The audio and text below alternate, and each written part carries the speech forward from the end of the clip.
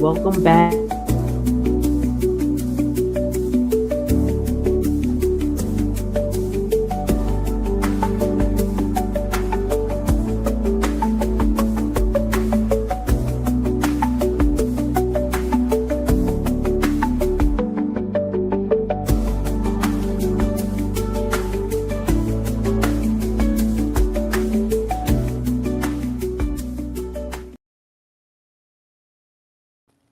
What up, YouTube? What up? Welcome back. Oh, shoot. Oh, man. Let me sit up. How's everybody doing? Shout out to my new subscribers. Thank y'all. Thank y'all. How y'all doing today? I'm going to try not to be long. Oh, shit. I'm trying to get my notes. Okay, cool.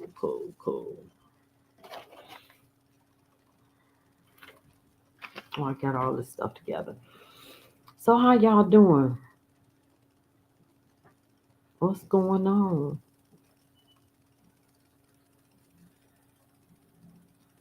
I probably need to call my little friend, tell him to get his butt over here. Let me see. Let me mute y'all for a minute, because I be forgetting to mute.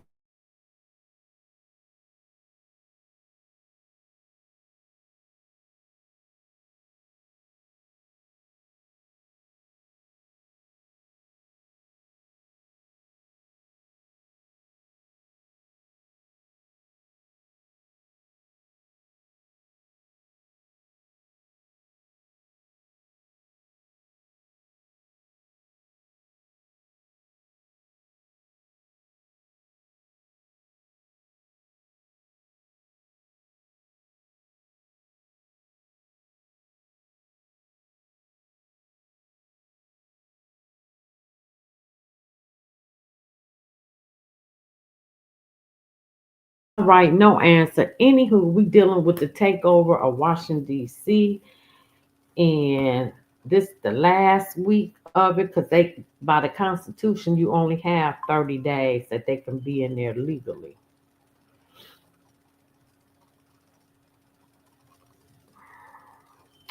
What happens now that DC emergency order has ended?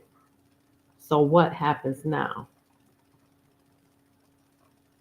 It's been just over a week since President Trump's 30-day crime emergency in DC officially ended, while over 2,000 National Guard troops remain deployed throughout the city. The end of the emergency meant that Trump ceded control over the Metropolitan Police Department back to its local officials. But now, at least early this week, Trump took Truth Social to threaten to declare another emergency and refederalize the police, complaining that Mayor Muriel Bowser has decided that MPD should stop working so closely with ICE. If I allowed this to happen, crime would come roaring back, he said. To the people and business of Washington, D.C., don't worry, I am with you and won't allow this to happen. I'll call a national emergency and federalize if necessary.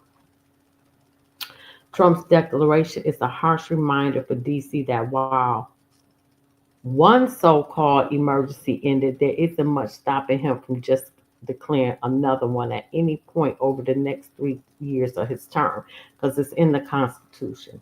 Even if he doesn't, it still remains unclear how long federal law enforcement officers will remain active in DC.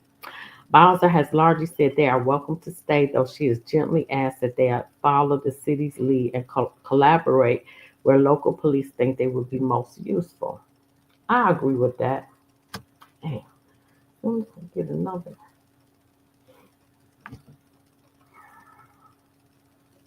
I can't do that no more.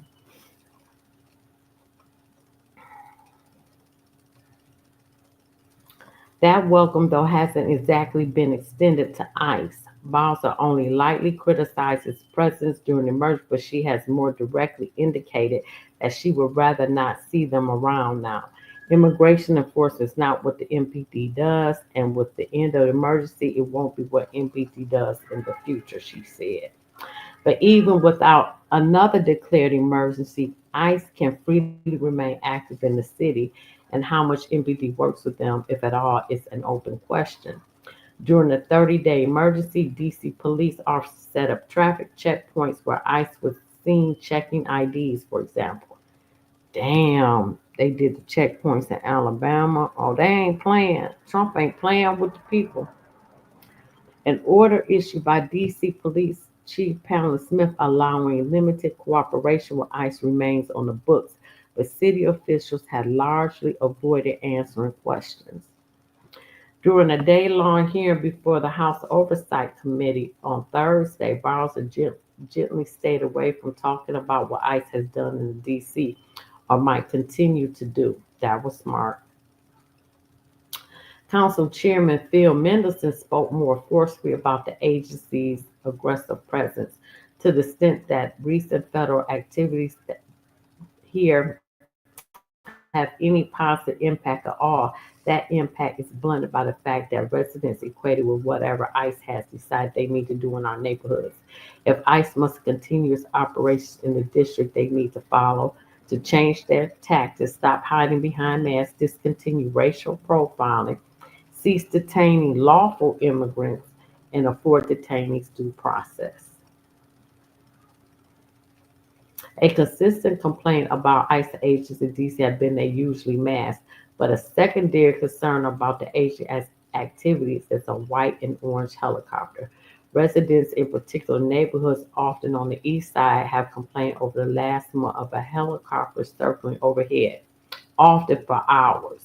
It has been a nuisance for several days and is affecting my sleep. Last night, as we were trying to put our small children to sleep, it was so low it was rattling our windows.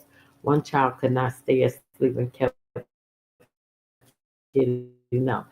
I recently spotted during a circuit over Hill East Kingman Park and neighborhoods east of Anacostia River for more than an hour. This CBD Border Patrol doing surveillance on our people. We live in an area where there is heightened security, but since this occupation, the Border Patrol helicopter is an addition. Department of Homeland Security confirmed that the 51st that the helicopter does indeed belong to CBP and that it can provide a unique, one-of-a-kind mission set that provides enhanced officer safety while also providing critical situation awareness for law enforcement. Besides the fact that helicopters crash into a plane not using ads, which is a safety concern, there's also the surveillance concern because we know they have advanced sensors on them. Well, shit, if you ain't doing nothing wrong, then what you care? I mean, I understand the nuisance of noise, but if you ain't doing wrong, I don't know. There's not much DC residents can do anyway to stop federal agencies like CBP from hovering overhead, but there is a push to require them to be easily identifiable. In mid-August, a resident spotted a pair of DC dump trucks blocking access to a street just north of the White House. They weren't doing trash duty though, but rather providing additional security for a declaration of European leaders meeting with President Trump. Those dump trucks are just one of the unseen, underappreciated service that DC provides the federal government, for which city officials say federal reimbursements have often fallen short. Those shortfalls have happened for years and exemplify the ways in which the federal government doesn't always shoulder its share of the burden. Well, they said statistically there wasn't no crime.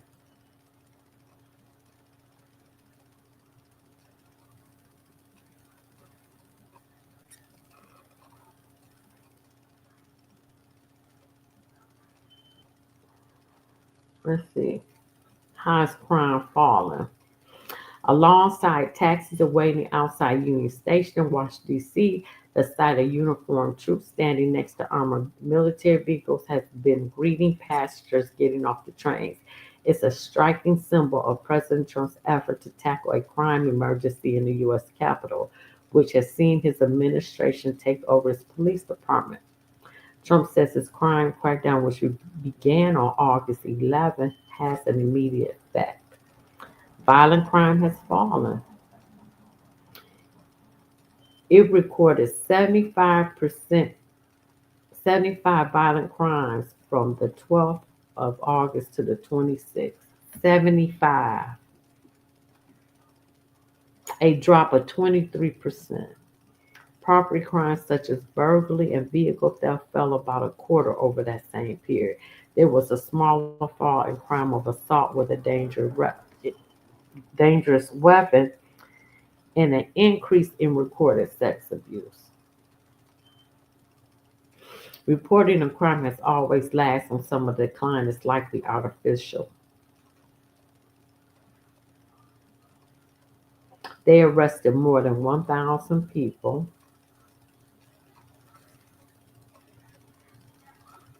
and now they're saying that's pressure on the court system. So now it look like Trump is in Tennessee. I mean, National Guard in Tennessee, and now he going to Portland. Portland been in bad shape though.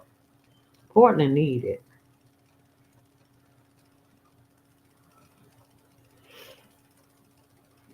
Now, okay, let me get to these, and then we're gonna do some. Damn, I know I'm gonna have to do a part two. So shit. DC police can notify ICE about immigrants not in custody under new executive order.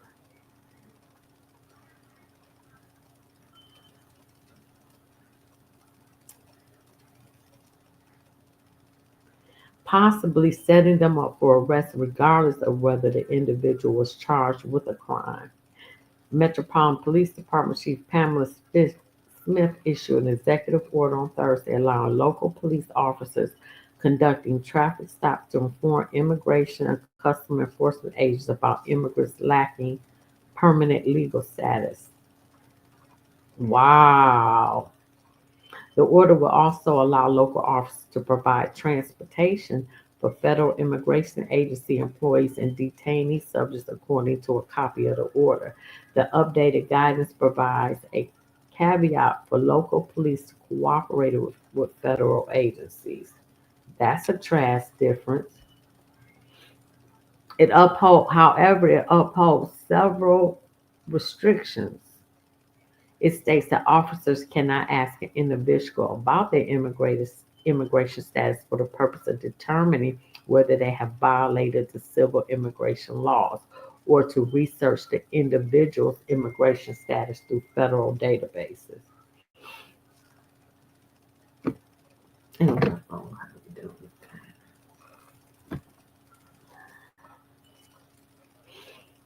We're going to go through these articles that I got.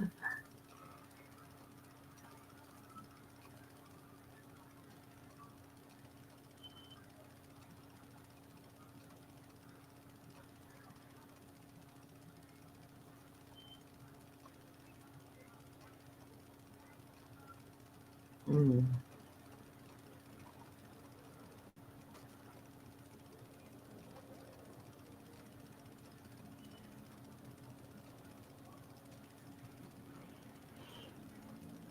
Let me look. I'm looking for this article.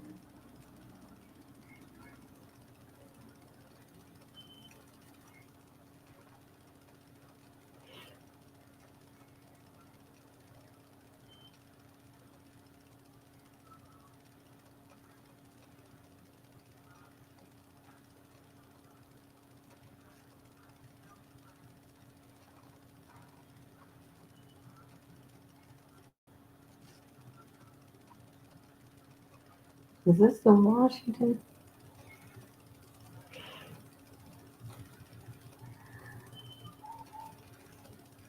Brett Kavanaugh. Okay, no, that ain't it.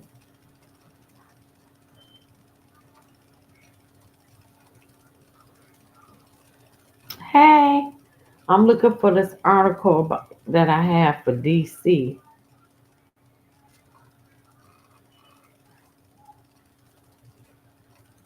Just give me a minute. Okay. DEA head says phone calls are coming from all over the country from Fed agents wanting to help in DC. They getting calls all around for help. Drug Enforcement Administration head and new observer DC Police Terry Cole outlined that Trump's administration's unified effort reducing crime in DC. We cannot afford to turn a blind eye. We have tremendous cooperation, tremendous intel sharing, and what's most encouraging, the police are looking forward to doing their job again. Just in 2 days, they had 60 arrests. We've taken 17 firearms off the street. Last night, we arrested somebody that was wanted for murder. The DA administrator went on to clarify how federal agents will work hand in hand with the police. As Democratic critics of the federal takeover cite statistics of violent crime being at a 30-year low, Cole insists people do not feel safe and police officers do not feel empowered. It is frustrating for the police to come across repeat youth offenders with guns. While the Trump administration will need to change the code to hold even juveniles accountable, Cole said federal agents are eager to help support DC law enforcement. I think there's a lot of dynamics out here that are concerning.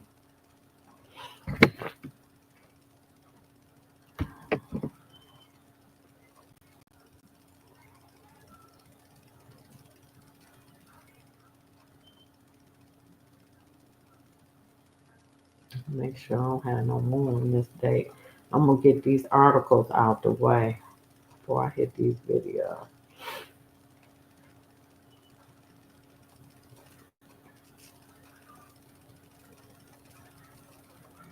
Oh, that's California.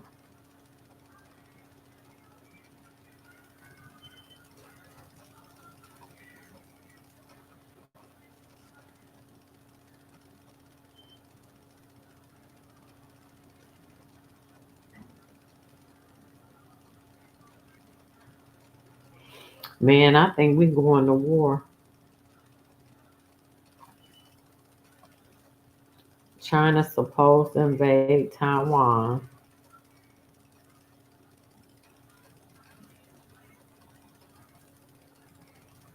Okay, no, we're going to 18.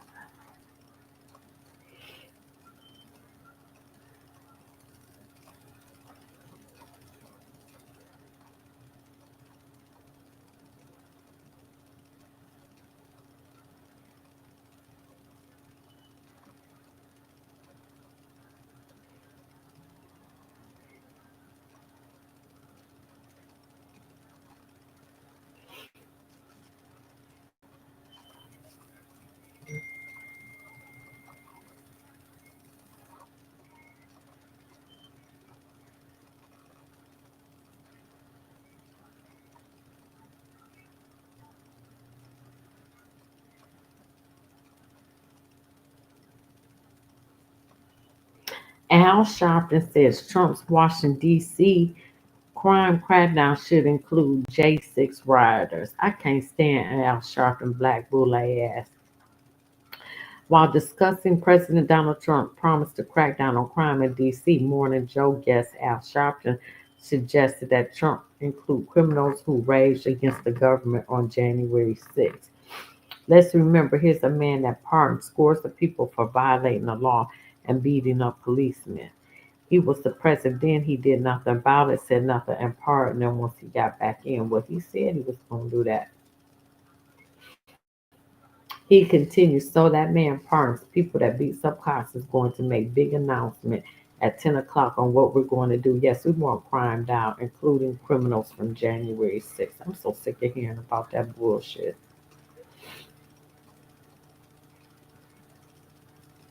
At the top of Sharpton's remarks, the activist stated he thinks Trump is targeting blue cities that run by black mayors. Per DC Mayor Muriel Bowser, the city has reported crime a 30-year low and is down 26% this year, the same time last year. There's no doubt in my mind, Sharpton said, that he's making a political statement in a blue city.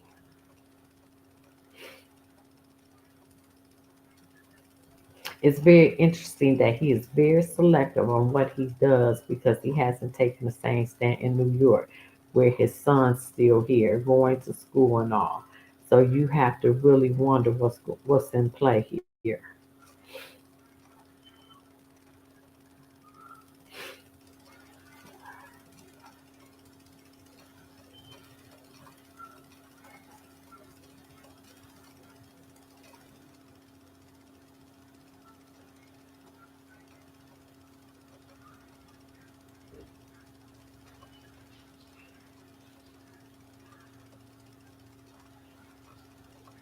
All right, we got one more article, the 21st.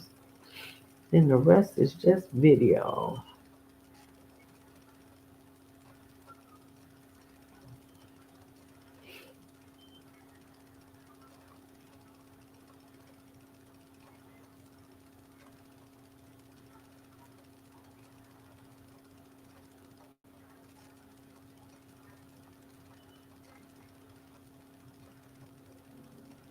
Well, I can delete that.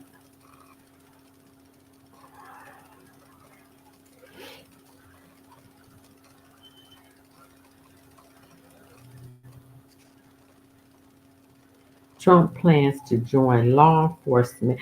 That's right, he went out on law enforcement. So that's what this about. I'm not really President Donald Trump said in an interview that he intends to join law enforcement on the streets of Washington, D.C. I'm going to be going out tonight, I think, with police and with the military, of course. Yeah. Now if he went, I couldn't find anything that he actually went. DC residents are starting to notice Trump's federal agents are too scared to go to more dangerous neighborhoods. That's what the black folk are saying. As the Trump federal takeover of Washington, D.C., police force entered its second week, people who live in the city are starting to question their focus. A review from Washington Post of how the agents moved across the city shows they have had very few interactions in neighborhoods that typically experience the highest rates of crime. People in Washington have seen officers from many different federal, including FBI and Homeland Security, at tourist spots and popular nightlife. For example, military vehicles have been positioned near Union Station. The Department of Defense even publicized a photo of a Humvee outside the train station. Federal agents have also been seen at the Lincoln Memorial National Mall, but they haven't been in the crime-ridden areas. In one instance, federal agents were seen calling an ambulance for a highly intoxicated person in the DuPont Circle. In another case, confrontations between federal officers and protesters happened along the popular nightlife street. Just watch 15 federal agents calling an ambulance for a very, very drunk and sick girl. The pattern of patrol is very different from the claim from the White House that large part of its non-immigration related arrests have happened in the city's areas most affected by crime. However, data from the administration show that many of their arrests included undocumented immigrants, and federal agents have not been widely seen responding or addressing violent crime incidents.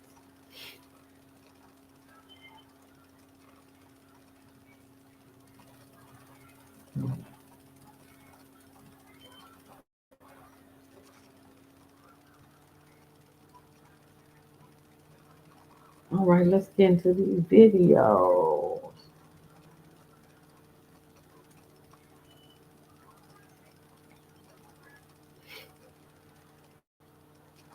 Come on, DC file. Oh, here we go.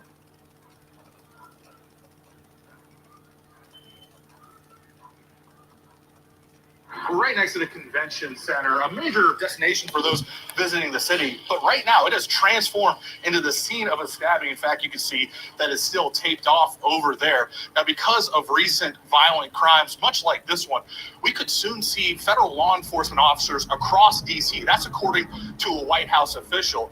We also visited One Southeast DC community recently plagued by gun violence asked what they think. There's lawlessness in this city. Just days ago, 7 News observed a shell casing and a car riddled with bullet holes at this Southeast DC neighborhood after recent shootings. I have witnessed it myself firsthand, ran from the gunshots. We came back after a White House official confirmed federal law enforcement agencies will be patrolling the streets starting midnight Friday for the next 7 days with the option to extend as needed. I think that it would complicate things. You wouldn't want to bring like too much of a military presence, you know, but I would just wish something would just be a little bit better.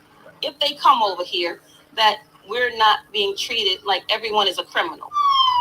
If they are able to do that, then I think there is no problem with that, because there are pockets in DC that are significantly out of control. We have school zones that are drug-infested neighborhoods. Mixed reaction from the community, but they all agree on one thing. Something must be done to decrease crime. A medic tells 7 News he's got a front row seat to a lot.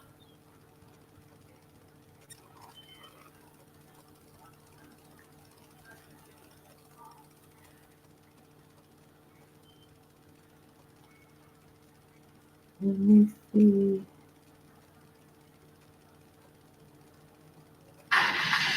So we get back to our top story.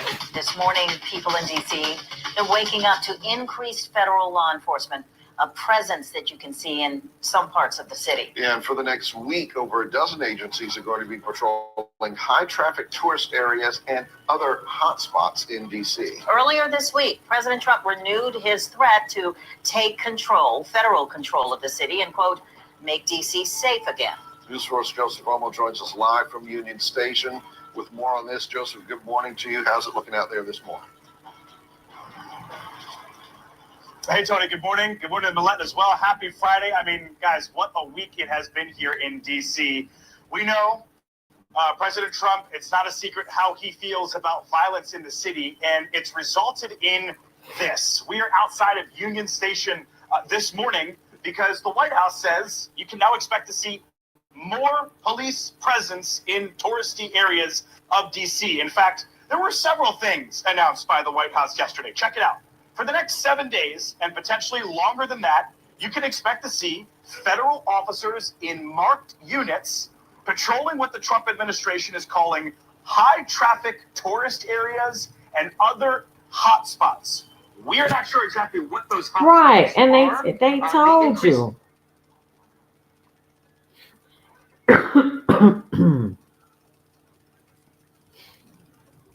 Well, they saying it was a success, but if they don't stay, it's gonna go right back up. I'm gonna delete that.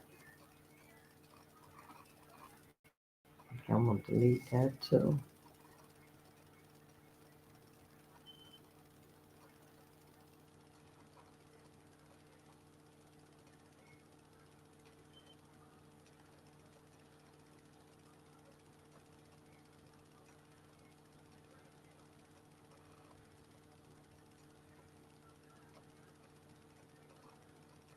Night 7 News. It's really the young people. Trump on his next moves for the safety of the district. Thank you for being with us here at 11 o'clock. I'm Josh Chapin. It comes after a 19-year-old DOJ employee was attacked this week by a group of teenagers in Northwest. We have chosen to blur this image due to the violent nature of the attack. President Trump threatened to take over the district if crime concerns are not addressed. Our Washington, D.C. reporter Felicia Ashley tells us about what federal actions we've seen so far and what's on the way from the White House. Just a few hours ago, President Donald Trump announced on social media that there will be a press conference at the White House on Monday. He says it will stop violent crime in Washington, D.C. At the start of this week, the White House announced that it's increasing the presence of federal law enforcement. Okay, we already heard that. We ain't got to hear that. It started Friday morning. Oh, you know what? Yes, we do. Yes, we do. Yes, we do. Because this is about the, this is about the youth. Yeah, we gonna hear it. Push from President Donald Trump. He says D.C., quote, has been plagued by violent crime for far too long. Today, the president doubled down on D.C. with his press conference announcement saying it will, quote, essentially stop violent crime in Washington, D.C. adding, "It has become one of the most dangerous cities anywhere in the world. It will soon be one of the safest. Thank you for your attention to this matter." These are the rules What? of the DC Council. They've Mhm. got to be changed. We've I got to told you have the already. ability to let young people know that they're going to be accountable. Thursday, recently confirmed U.S. Attorney for D.C. Janine Pirro directed the D.C. Council to get rid of D.C. laws she says are too lenient on juveniles who commit crimes. I'm not trying to do anything vis-a-vis Brian Schwab. All I want to do is clean up DC. That's why the president put me here. Friday night, 7 News received the results from the White House on the president's direction for the federal law enforcement presence. The White House called it a great success. 15 local and federal agencies. 2 stolen firearms and illegal drugs were found, shown in this photo shared by the U.S. Park Police. And 7 News learned Republican representative from Florida, Byron Donalds, presented this bill, the D.C. Crimes Act. It gives Congress more control over D.C. and prohibits council from creating or changing certain laws about crime. Through the multiple steps to remove power from D.C. as well as the council, D.C. council members have been silent, providing no words or guidance to its residents. This week, we did receive a statement from the mayor's office highlighting the fact that D.C. crime is at a historic low. It acknowledges, though, that some community members may. Oh, so they saying all crime. These are the stats. Total crime, 26%, murders 12%, robbery 28% is down. Armed assaults down 20%. Down across the board. You see the stats there on your screen from the MPD with total violent crime down 26%. Many attribute the reported crime reduction to youth curfews in effect across the Then it came out that they lied about the numbers. Okay? Tonight, I'll be right back. I want some popcorn. designated youth curfew zones this weekend, partly because the MPD tell us they believe what they are doing is working. Leanna Golden asking residents if they feel the same.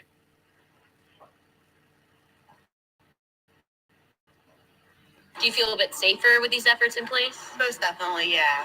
That was one of our questions to DC locals this weekend, now that youth curfew zones have been put up from Navy Yard to the U Street corridor and parts of Northeast in response to a rise of juvenile incidents this summer. I think it's a lot better than what it was. The older stuff that they're doing for the curfews and everything, limiting stuff, is a lot better than what it was. Not having all the kids just lining out, just hanging outside the stores. It's just a lot easier to go around places now and not have to worry or watch out and wondering what they're going to do next. So when these special curfew zones are activated, it's yellow signs like this one left behind on U Street that will let the public know it's in place. It starts at 8 p.m. and goes until 11 when the citywide curfew kicks in. And basically for that 3-hour window, anyone 17 and under is prohibited from gathering in groups of 9 or more. It's something that folks around here welcome, telling me they do believe it's working to curb youth-related crimes. Until they stop being outside, continue to patrol with the streets. I'm sorry. I love the curfew. Why not? Why should it be outside at 10 o'clock, 8 o'clock, whatever? Keep them in the house. They're kids. I don't think it's right. I think it's really unfair for the young people in the city. Some others, meantime, don't think the curfew has made a difference and welcome other ideas.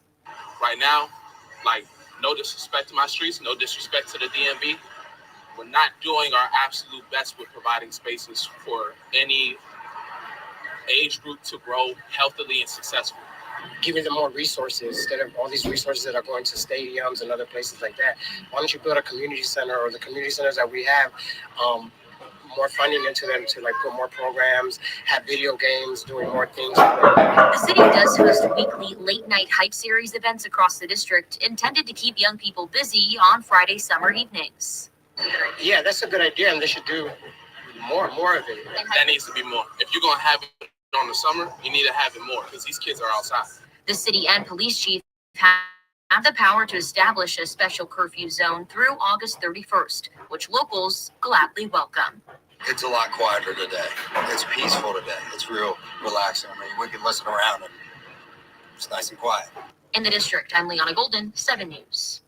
Liana, thank you. Right now, law enforcement officials in D.C. investigating this act of vandalism that happened just last night. You see from the picture, glass from a bus stop has been smashed, the pieces of that glass littering the ground. This stop, located on M Street in Southeast, is in the Navy Yard. Okay. For Ionia, Michigan, for a sentence.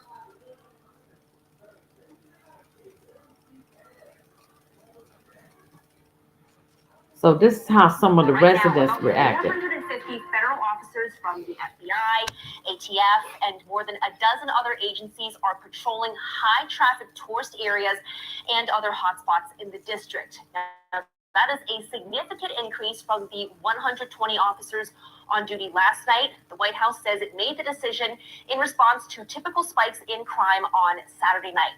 Thanks so much for staying up with us for News 4 at 11. I am Amy Cho. Now, this is all part of the White House's mission to, quote, make D.C. safe again. This new operation follows a week of serious threats from the White House to federalize the district. Now, it all started after a former DOJ staffer was beaten in an attempted carjacking in Northwest last We heard weekend. that. We know that. Crime in the nation's capital.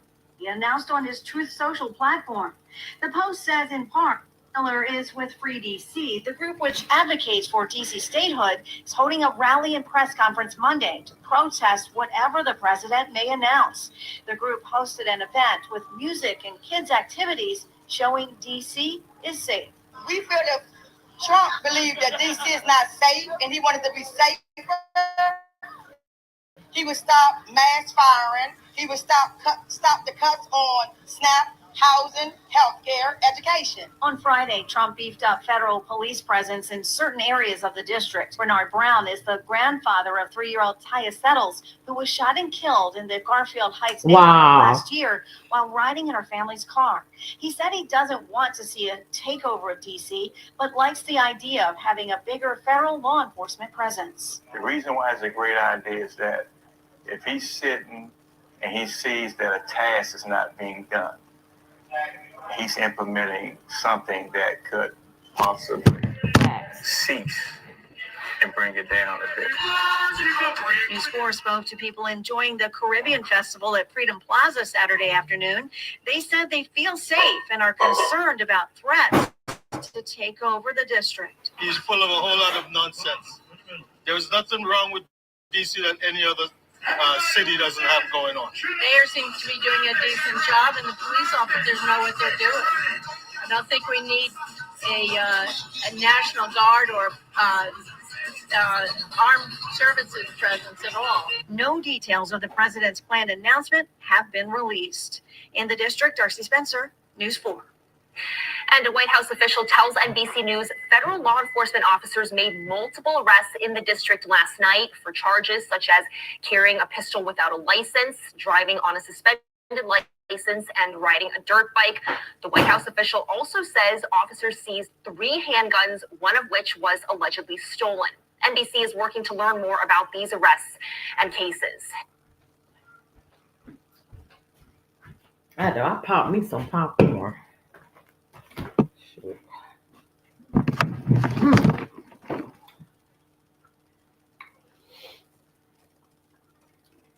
No, why this thing staying present? This is them falsifying the records. From the Post-Millennial, DC police commander placed on leave over deliberately falsifying crime data. As attention has turned to Washington, D.C. and crime in the district in the wake of a former DOJ employee being attacked, it has been revealed that a commander with the Metropolitan Police Department was placed on paid administrative leave in mid-May after being accused of falsifying crime data. Commander Michael Pulliam? I think it's Pulliam. But if you scroll down, look at what the police union had said about this guy. Wait. Libby wrote it, so No, I didn't. Hannah wrote it. There it is. When our members respond to the scene of a felony offense where there is a victim, scroll back up. Where is it? Where there is a victim reporting that a felony occurred, inevitably there will be a lieutenant or a captain that will show up on that scene and direct those members to take a report for a lesser offense. So instead of taking a report for a shooting or a stabbing or a carjacking, they will order that officer to take a report for a theft or an injured person to the hospital or a felony assault, which is not the same type of classification.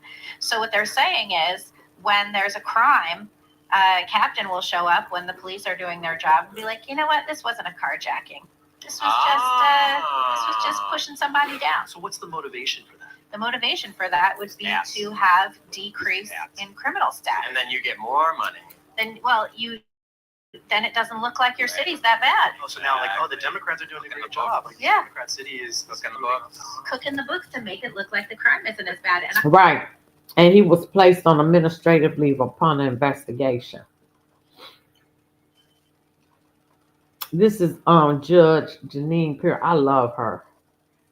I love her. Someone we know is working really hard to change the situation here in D.C. The United States Attorney for D.C., Janine Pirro. Jeff, it's good to see you. I haven't had it once you were confirmed into this position. It's great to have you. I saw you today in the briefing room along with the president and also the Secretary of the Defense talking about this move that the president is putting forth. You know, the last time the National Guard was deployed here in our nation's capital was 2021 after the deadly insurrection. Let me ask you, why take such extreme measures to fight crime now? Well, I think that there is a crime emergency in D.C. And, you know, people say, well, you know, crime is down from last year. So last year crime was too high. Right. We had the fourth largest, highest homicide rate in the nation. Come on. So let's stop, you know, namby-pambying this. What we've got in this great city, and the president has a constitutional obligation to make sure that this city is safe.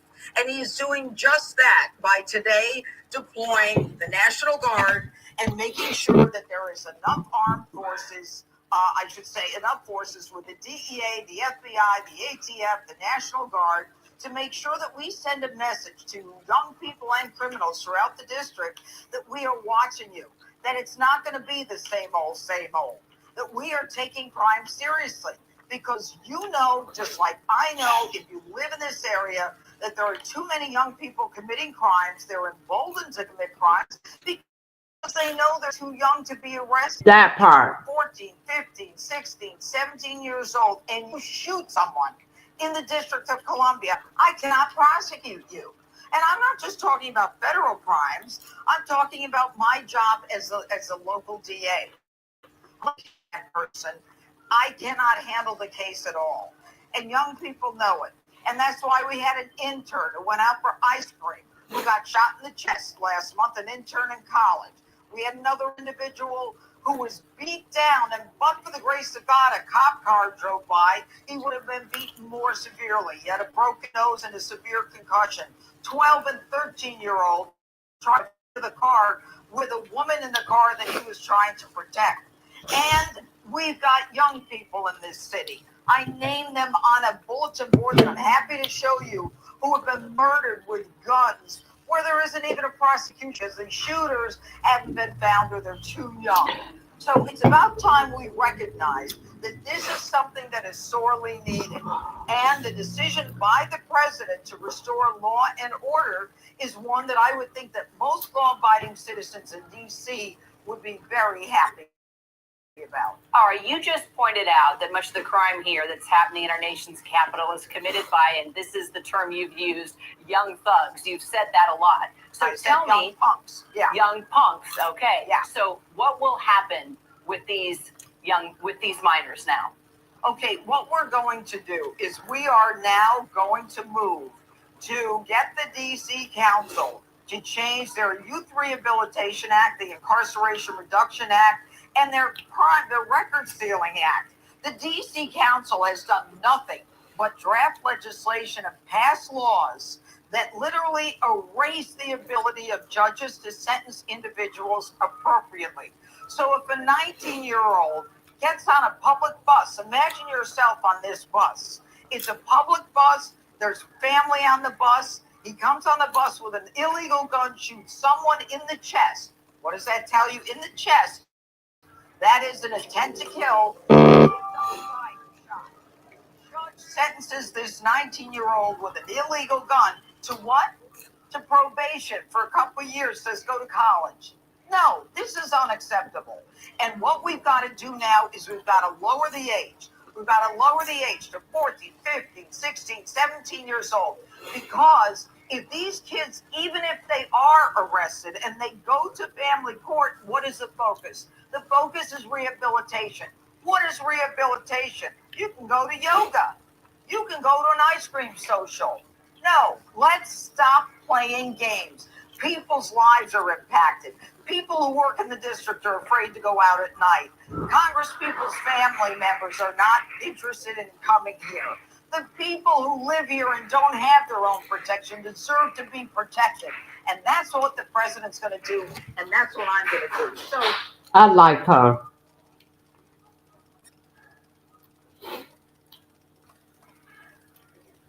Now, this is his legal authority.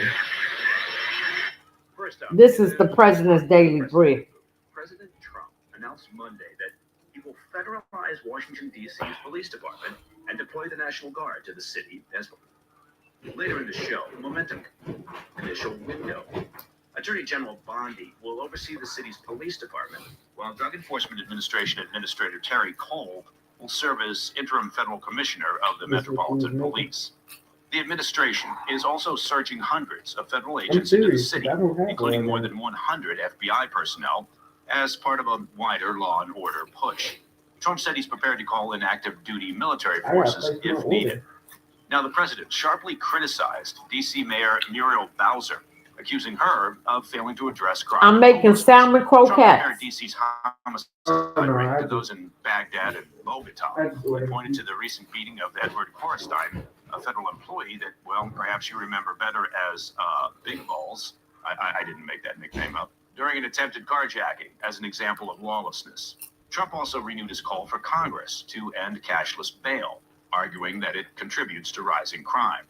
The move reflects a long-running theme from Trump's campaign and the GOP platform, reasserting greater federal control over the Capitol to, quote, restore law and order. Earlier this year, Trump created the D.C. Safe and Beautiful Task Force, aimed at increasing police visibility, cleaning up parks, and removing graffiti. This is the first time in modern history that a president has moved to seize control of D.C.'s police force. So, of course, this raises a fairly big question. Can the president actually do this? Yes. Well, the short answer is yes. When it comes to Washington, D.C., the federal government holds far more constitutional authority than it does over any state. And that's by design. The Constitution gives Congress the power to, quote, exercise executive legislation in all cases whatsoever over the Capitol. Now, since 1973, some of that authority has been delegated through the Home Rule Act, which has allowed D.C. to elect a mayor and city council. It's amazing that the Home Rule Act was only enacted in 1973. It is not that long ago. But the Home Rule Act has clear limits. Congress can still overrule. I didn't know that. Wow. I thought they are. Let me see. Well, tonight, thousands of D.C. residents are worried about their futures as the nation's capital prepares for this influx of federal agents and National Guard troops. Earlier today, some residents held a free D.C. protest to express their anger and frustration.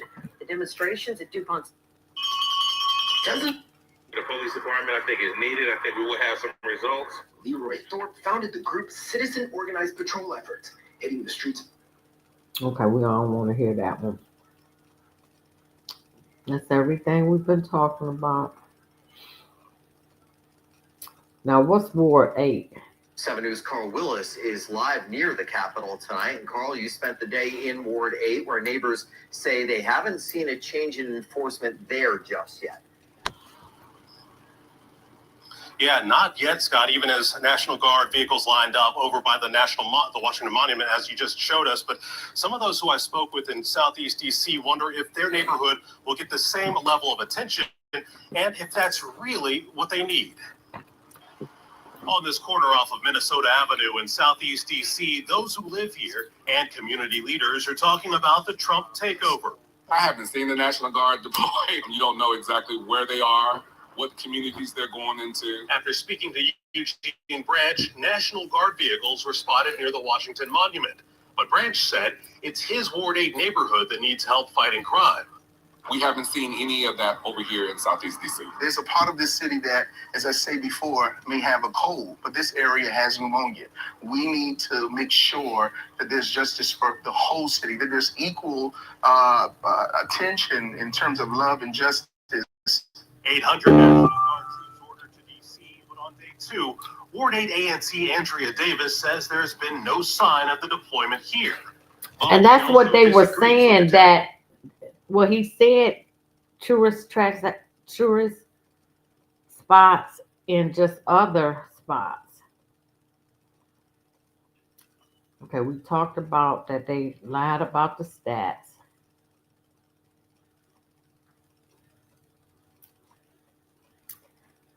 We talked about that.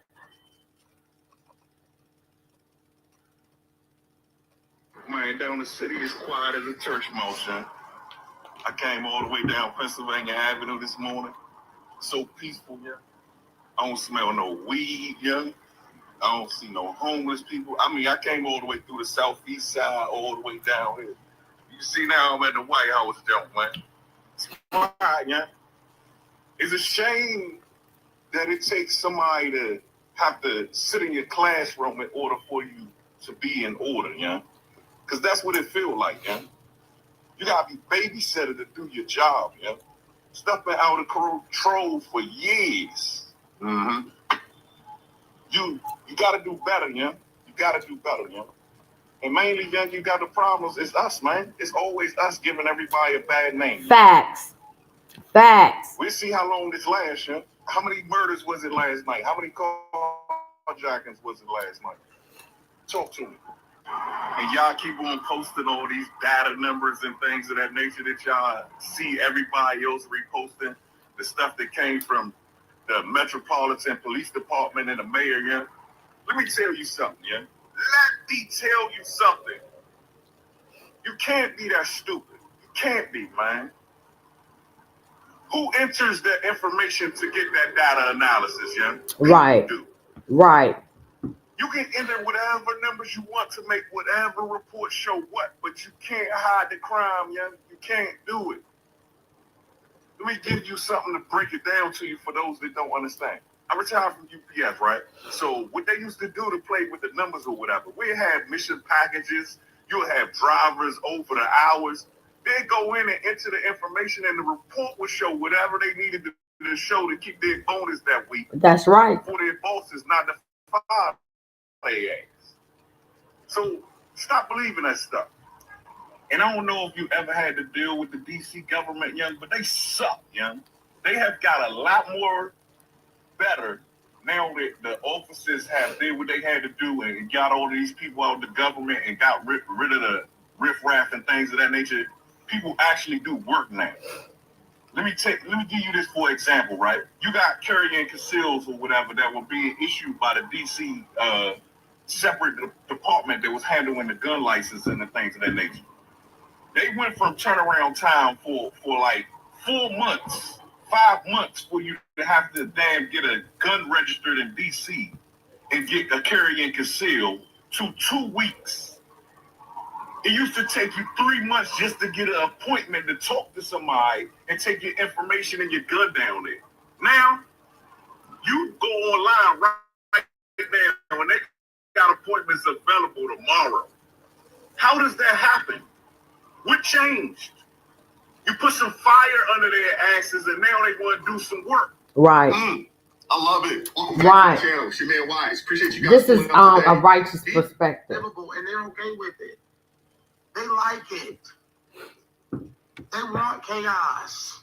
Yeah. Because they're the party of defund the police and chaos. They are able to do that, and I think there is no problem with that because there are pockets in DC that are significantly out of control. We have school zones that are drug-infested neighborhoods. Mixed reaction from the community, but they all agree on one thing. Something must be done to decrease crime. Hey, again, I gotta say this. There are a lot of good people in these neighborhoods. The neighborhoods that would be to feel safe walking around this city. If the federal government can be a positive partner in keeping the streets safe, well, again, forming a partnership with the DC police and not taking over, then I at least the people I've spoken with that live in DC day in, day out, see this as a positive step. I think it's also reasonable to be concerned. Oh, it's definitely reasonable to be concerned because no one's safe there. It's not like you can just, I'm gonna go to the other side of town and I'm gonna be safe in DC. No, it doesn't work that way. everybody is on top of each other. It is very compact in DC, and you could literally walk the entire city. It's gonna take you a little bit, but you can do it. So yeah, you got roving bands of young people out there, carjacking, robbing, you name it. Oh yeah, there's a lot of people out there that are like, finally, somebody's doing something, because you can't go out and say anything about Muriel Bowser because she's got the complexion for the protection. See, a lot of folks out there used to say, hey, if you're a white person, you got the protection. Now, if you're black and a woman, no one can say anything about you for fear of being considered racist and some very, very harsh retribution. So Muriel Bowser, who has been the mayor for a little bit now, yeah, the city has been a hot mess under her rule, but no one can actually say anything because if you try to critique her, they're going to call you racist. How dare you say something about a black woman? Which is, hey, I'm not voting for anybody because they black anymore. Those days is over. So the DC police commander was suspended for those false crime stats.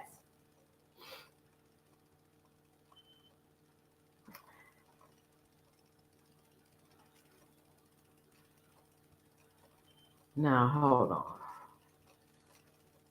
So some people were saying it's fascism, that, but it's in the Constitution that he could take it over. Then DC sued Trump administration attorney Bondi over federal takeover. You can't sue him because it's in the Constitution.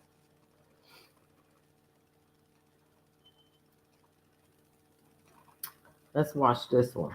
The Trump administration's federal takeover of Washington, D.C. is escalating, with several people arrested at high-profile locations and homeless encampments torn down. Protests also erupted in the streets last night after the White House said federal agents would patrol around the clock, and the president himself hinted that his month-long crackdown could last even longer. Get off our streets! Get off our streets! Protesters took to the Northwest DC streets last night.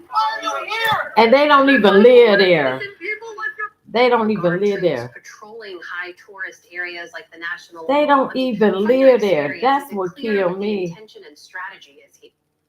Oh my God, I just messed that up. Oh yeah, I want to delete that.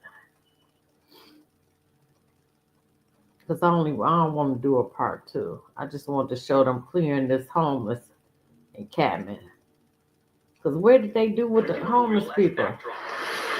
Oh, this kind of monumental occasion that Jesse Wall says is for all the wrong reasons. I feel very frustrated. Wall is one of at least 12 people living at this homeless encampment. Can't have a lot of food out here because the draws animals. Now ordered to get out. As the White House cracks down on homelessness during President Donald Trump's federal takeover. I feel very terrible that that man thinks that he could be able to do something like this and uproot and make people feel less stable. Clearing homeless encampments isn't new in DC. But threats from the federal government of fines or even jail time if unhoused people don't leave, move to shelters, or seek mental health services have elevated concerns. Closing down an encampment doesn't solve the problem. It just moves the problem. People are being threatened with arrest. And so we are now officially criminalizing homelessness in the city. Are you not concerned about that? As a human being, I'm always concerned that people who are living on the margin face circumstances that could traumatize them. So yes, I would not like to see any situation where we have people who are homeless being marched to jail, and I hope that does not happen. DC's Deputy Mayor of Health and Human Services, Wade Turnage, says it was the city, not the federal government, that decided to clear the camp first. They don't have the social services component on the ground that we do. We felt that the site was going to be closed because it was a sizable site, that we should do it ourselves. His department notified people just yesterday. Usually, it's a complex process to clear a site, and are now trying to urge other unhoused individuals to move, especially since the federal government is ready to act quickly. They have a very aggressive timeline. They want to be finished with the encampment part of this process in a week or so. I don't know if that's possible, but that's what their goal is. Advocates say shelter does not work for everyone. For Wall, he was always unhoused, but is working to find his footing. The less stable that people feel, the less able they are to be encouraged to find work and become stable. This is the quickest way to clear out.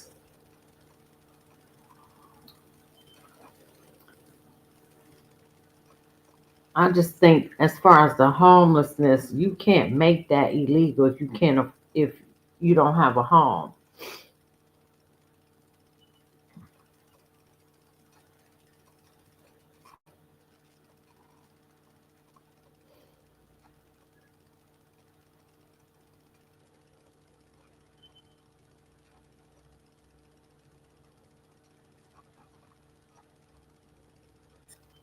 Damn, I'm gonna have to do a part 2.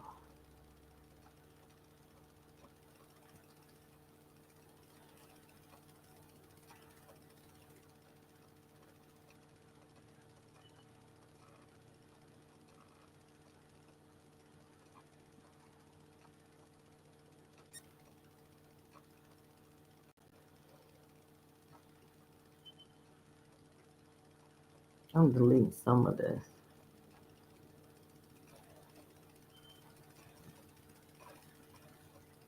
Okay, I'm gonna end with this. It's gonna have to be a part 2. Declaring public safety emergency in the District of Columbia. Attorney General Pam Bondi, who's fantastic, is taking command of the Metropolitan Police Department as of this moment. I'm going to work every day to make sure it's not a complete disaster. Look what's at stake, right?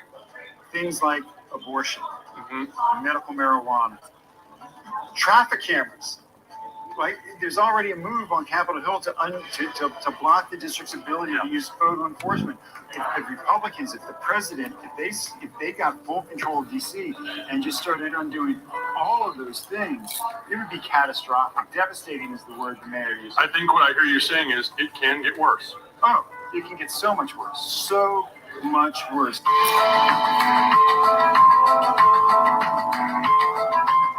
This week, as we've covered this very fast-moving federal takeover of the DC Police Department, we have struggled to find words big enough to describe the historic nature of this. By now, you know what's going on. There's agents in our neighborhood. It's National Guard at our monuments. There are roadblocks on our streets, things that we have not seen in a very, very long time. But is DC powerless to stop it? Yes. Leaders haven't exactly fought back quickly. Mark Seagraves is our colleague on the story. We've asked him about all of that, plus what the future looks like. We talked.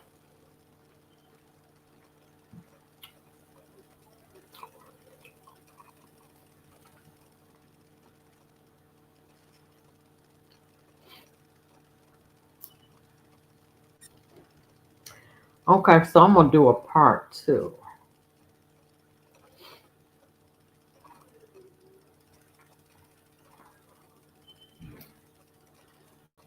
Yeah, I'm gonna do a part 2. Damn, I have all these videos. Some of this stuff I'm gonna delete.